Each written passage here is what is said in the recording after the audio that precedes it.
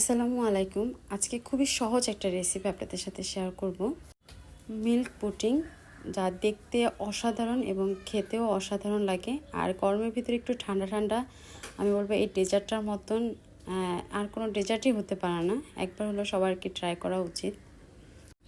আশা করছি আপনাদের সবার কাছে অনেক অনেক ভালো লাগবে। তো এই রেসিপিটার জন্য প্রথমে আমি একটা ছোট্ট কাপের ভিতর দুধ নিয়ে এতে আগার আগার পাউডার দিয়ে দিচ্ছি। 1 চামচের চেয়ে তো কম, মানে আগার আগার পাউডারটা কি বেশি দিলে তখন কিন্তু খেতে ভালো লাগে না।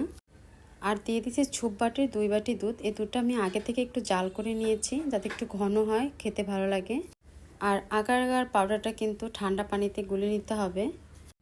আর এখানে দিয়ে দিচ্ছি আমি হাফ কাপের চাইতে একটু কম চিনি। তবে দুধটা আপনারা খেয়ে দেখবেন, চিনি যদি আর একটু বেশি লাগে তাহলে আর একটু দিবেন, আর একটু কম চাইলে কম দিতে পারেন।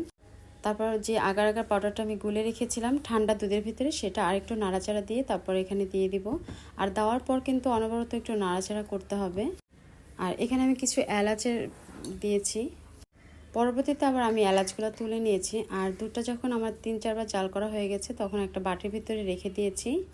ওটা 2 ঘন্টার জন্য আর কি রাখছি। তারপর আর একটা প্যানের ভিতরে আমি 2 কাপ পানি দিয়ে তার ভিতরে চিনি দিয়েছি হাফ কাপ, আর 4 টেবিল চামচ চিনি দিয়েছি। আর সামান্য একটু ফুড কালার দিয়ে তারপর এটা 2-3 বার জাল করে নামিয়ে নিয়েছি। আর মিল্ক সেটা আমার কিন্তু দেখেন খুব ভালো করে বসে গেছে।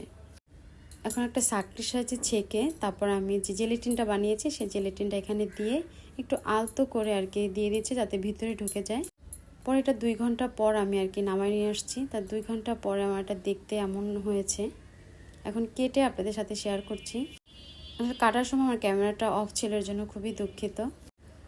আর দেখতে যেমন সুন্দর, আসলে খেতেও অসাধারণ হয়েছে। তো প্লিজ ভালো লাগে আমার চ্যানেলটি সাবস্ক্রাইব করে আমার চ্যানেলের পাশে থাকবেন।